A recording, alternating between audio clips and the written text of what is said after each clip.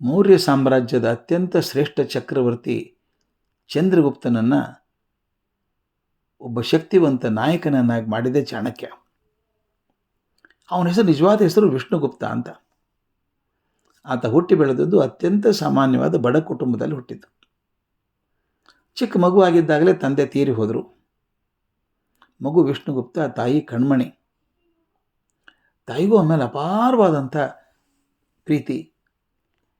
ವಿಷ್ಣುಗುಪ್ತನಿಗೆ ತಾಯಿ ಮೇಲೆ ಅತ್ಯಂತ ಗೌರವ. ಆ ಪುಟ್ಟ ವಿಷ್ಣುಗುಪ್ತನ ಹಲ್ಲು ತುಂಬ ಚೆನ್ನಾಗಿದ್ವಂತೆ.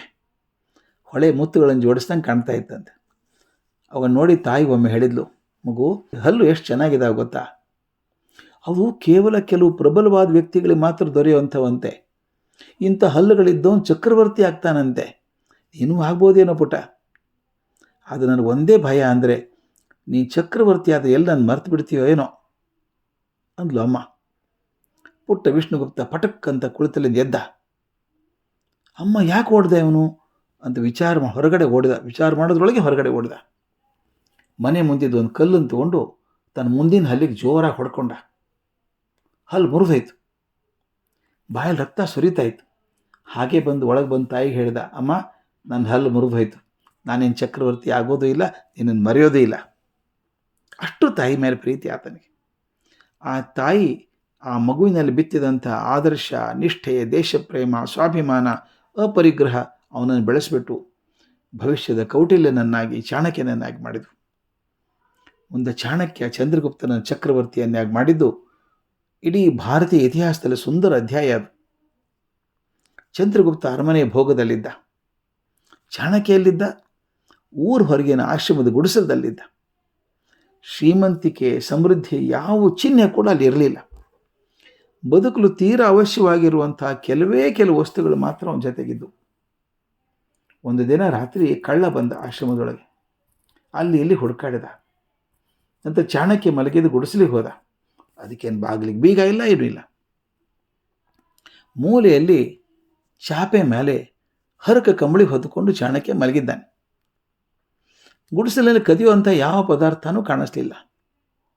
ಇನ್ನೇನು ಹೊರಗೆ ಹೋಗಬೇಕು ಅನ್ನೋದ್ರೊಳಗೆ ಗುಡಿಸಲಿನ ಮೂಲೆಯೊಳಗೆ ಹೊಸದಾದ ಕಂಬಳಿಗಳು ಒಂದು ಗುಡ್ಡೆ ಇತ್ತು. ಚೆನ್ನಾಗಿ ಜೋಡಿಸಿಟ್ಟಿದ್ದಾರೆ. ಎಷ್ಟೊಂದು ಕಂಬಳಿಗಳಿದೆ, ಹೊಸ ಕಂಬಳಿಗಳು.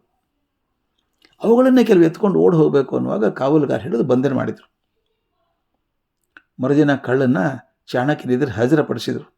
ಅದು ಒಪ್ಕೊಂಡ, ತಪ್ಪಾಯ್ತು ಸ್ವಾಮಿ ನಂದು, ಆದರೆ ಒಂದು ಪ್ರಶ್ನೆ ಕೇಳಬೇಕು ಸ್ವಾಮಿ ನಿಮ್ಮನ್ನು. ಅಲ್ಲ, ನಿಮ್ಮ ಗುಡಿಸಲಿನ ಮೂಲೆಯಲ್ಲಿ ಅಷ್ಟೊಂದು ಹೊಸ ಕಂಬಳಿಗಳು ಇಟ್ಕೊಂಡಿದ್ದೀರಿ, ಆದರೆ ನೀವೇಕ ಹರಕಲು ಹಳೆ ಕಂಬಳಿ ಹೊತ್ಕೊಂಡು ಮಲಗಿದ್ದೀರಿ? ಅದಕ್ಕೆ ಚಾಣಕ್ಯ ಉತ್ತರ ಕೊಟ್ಟದ್ದು ಅದ್ಭುತ ಸ್ನೇಹಿತರೆ. ನೋಡಪ್ಪ, ಹೊಸ ಕಂಬಳಿಗಳು ನಂದಲ್ಲ. ರಾಜ್ಯದಲ್ಲಿದ್ದಂಥ ಬಡವರಿಗೆ ಈ ಚಳಿಗಾಲ ಬರ್ತಾ ಇದೆಯಲ್ಲ, ಅದಕ್ಕೆ ಹಂಚೋದಕ್ಕೆ ತಂದಿಟ್ಟಿದ್ದೀವಿ. ಅವನು ಉಪಯೋಗಿಸೋ ಅಧಿಕಾರ ನನಗಿಲ್ಲ. ನನ್ನದೇನಿದ್ರೂ ಅದೇ ಹರಕಲು ಹಳೆ ಕಂಬಳಿ. ಚಾಣಕ್ಯ ಬದುಕಿದ್ದು ಹೀಗೆ ಸ್ವಾಮಿ. ಇಂಥ ಅಪರಿಗ್ರಹದ, ಸ್ವಾಭಿಮಾನದ ಪ್ರತೀಕ ಆಗಿದ್ದವನು ಚಾಣಕ್ಯ. ಹಾಗೆ ದೃಢ ನಿಷ್ಠೆಯಿಂದ ಬದುಕಿದ್ರಿಂದಾನೇ ಒಂದು ಮಹಾನ್ ರಾಜ್ಯದ ಸ್ಥಾಪನೆ ಸಾಧ್ಯ ಆಯಿತು. ಯಾವಾಗ ನಾಯಕರ ನೈತಿಕತೆ ದೃಢ ಆಗುತ್ತೋ ಅದು ರಾಜ್ಯದ ಸ್ಥಿರತೆಯ ಮೂಲಾಧಾರ. ನಾಯಕರ ನೈತಿಕ ವ್ಯವಸ್ಥೆ ಕುದಿದಾಗ, ನೈತಿಕತೆ ಇಲ್ಲ ಅಂತಂದಾಗ ರಾಜಕೀಯ ವ್ಯವಸ್ಥೆ ಶಿಥಿಲ ಆಗ್ತದೆ, ಪ್ರಜೆಗಳ ಜೀವನ ದುರ್ಭರ ಆಗ್ತದೆ. ಹಾಗಾಗಬಾರ್ದು.